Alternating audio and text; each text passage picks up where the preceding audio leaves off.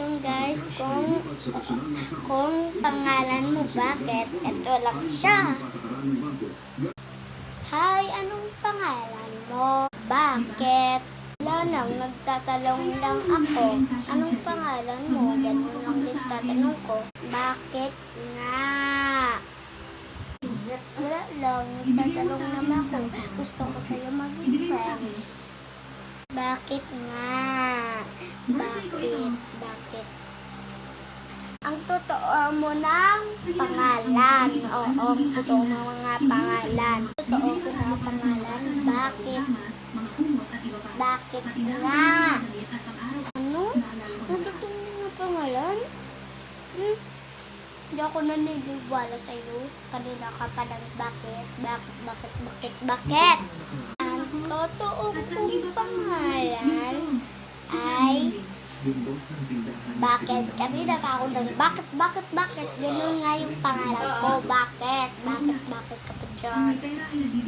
Bakit nga yung totoo ko ng pangalan eh? Ang may gamit ay nagawin base sa sarili nilang sitwasyon gawin ayon sa kakayahan. Araw-araw, Sorry. at tulong ng ibang mga kaibigan.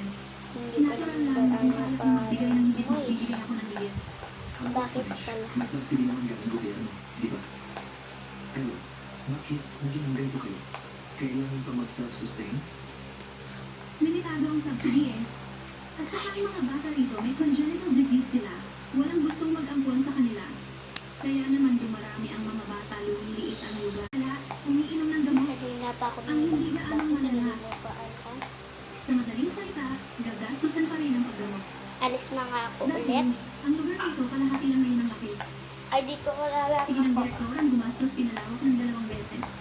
Para maging ganito ngayon. Ay, Ganyan. bakit pala yung pangalan niya? Ang ibig kong sabihin, kung Kanina pa pala siya na walang bakit araw hindi ko na sila pala yung maalagaan. pangalan. Kung kaya mo, pwede mo ba akong tulungan bantayan sila? 4. Ay, nako. Salamat yung dito na ako sa bahay. Kung sabihin natin Good gano'n, yun, eh. Bakit nga yung pangalan ko, hindi ko alam. Ganyan pagkakakala. Nagtutupili ko din na din. Ang sinasabi mo, Ano ba alam?